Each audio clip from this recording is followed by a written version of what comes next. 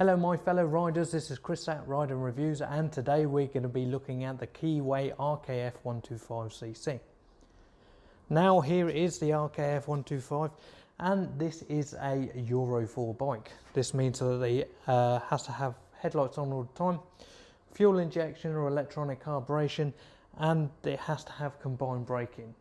Now combined braking, you put your foot on the back brake and it sends 25% of the pressure to the front. This bike comes with some quite unique features. It does come with 3 spark plugs, and the reason for this is so they can lean out the mixture, increase the compression ratio in the head, in the piston, and make it so it has a little bit of a cleaner burn, less emissions, and it can burn off quite a lot more of the fuel.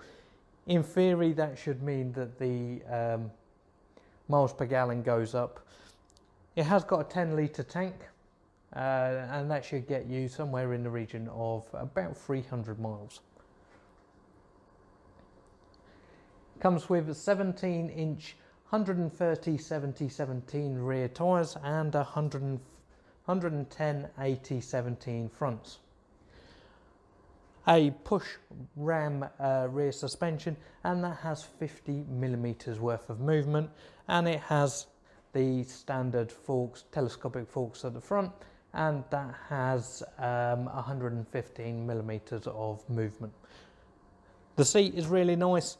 The colour, this is the 2020 colour. They do other colours like white, red and black, but they are last year's colours. This is this year's colours.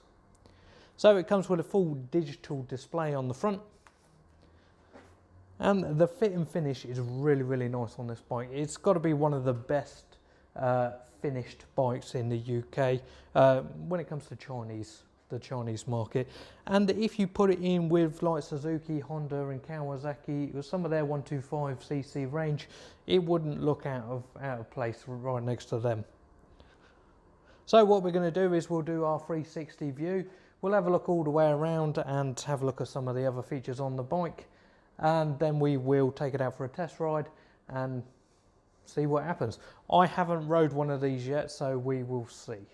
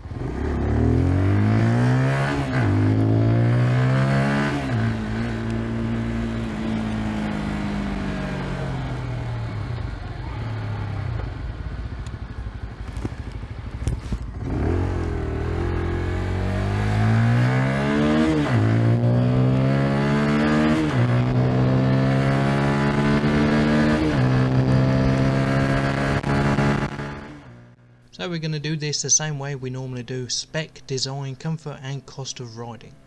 Remember to subscribe to my channel and hit that thumbs up to stay updated to all my content, because it really helps, and it means that I can get my content out there to a lot more people.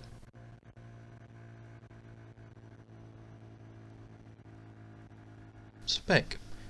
So this bike is quite unique, and there isn't really anything else on the Chinese market out there like it.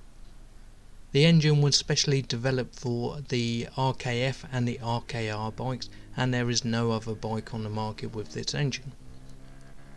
It comes with 10 Newton meters of torque at 7,500 RPM, and that is 9 kilowatt hours of power at 9,500 RPM. 9 kilowatt hours of power is 12.07 horsepower. It is a single cylinder 4-stroke 4-valve engine, and it comes with 3 spark plugs. The reason why they put 3 spark plugs on in this is so that they can lean out the mixture, increase the compression ratio, and therefore make it a cleaner and a more efficient bike to run. It states on their website that it has 5 gears. This is in fact wrong. It comes with 6. Comes with a 12.6 amp hour lead acid battery, and on the spec it says 12.8 cc's of power. It is a Euro 4 spec bike, and that means it has to have combined brakes, the headlights have to be on all the time, and it has to have electronic carburation. The suspension comes with telescopic forks, a swing ram rear suspension, and that has 50mm worth of play, cast rims on front and back, and the rear tyre is 130/70/17 and the front is 10/80/17. It comes with discs front and back.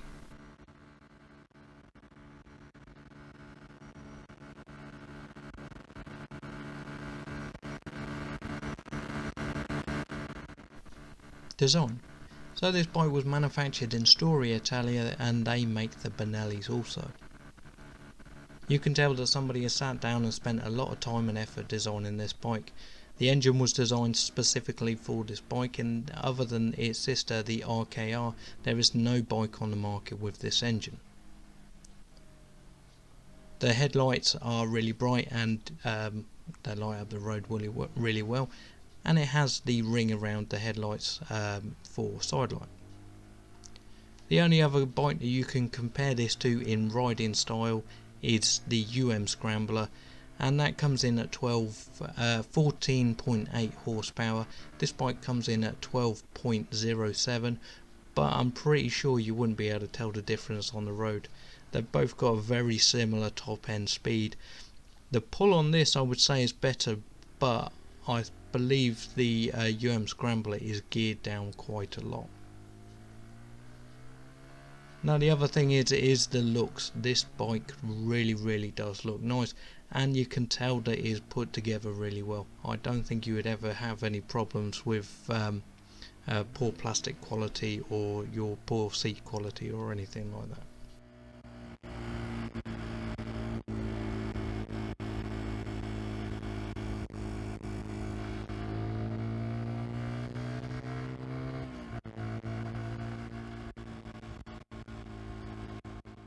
Comfort.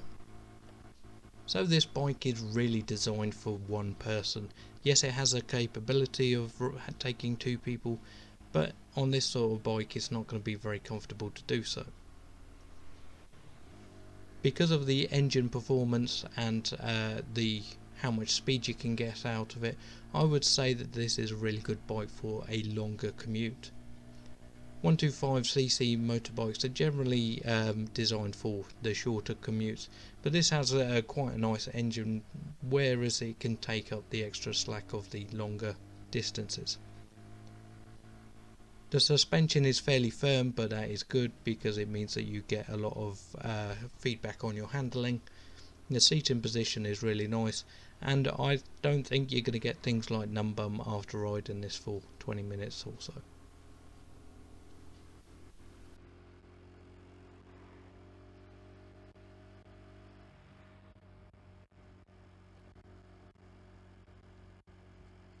Cost of riding.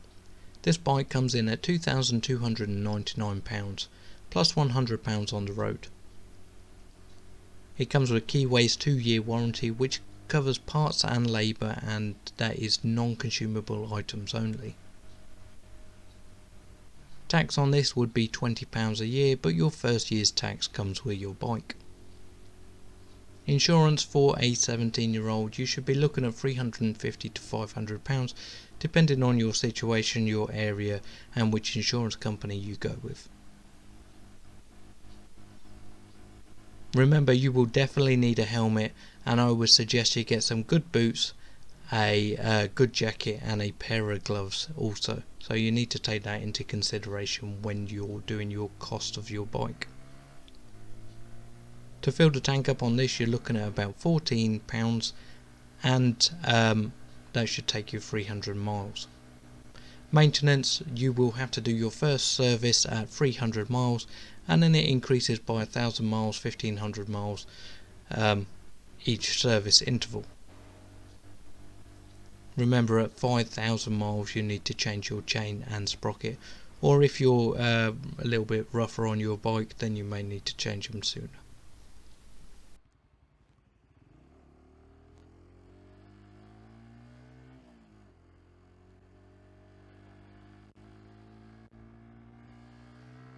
So if you're considering buying a 125 motorbike, I would really put some thought into buying this. Yes, it is a little bit higher priced than some of the other Chinese motorcycles, but you get what you pay for. This is better than any other motorbike on the market at the minute, even the LXR, which quite a lot of people won't like me saying, but it's definitely true. So comment below if you think this is the best bike on the market or you think it's not. It doesn't really matter to me, but comment below anyway, we'll have a little conversation about it. Subscribe to my channel, hit that thumbs up and hit that notification bell to stay updated to all my latest content. But most important, ride safe.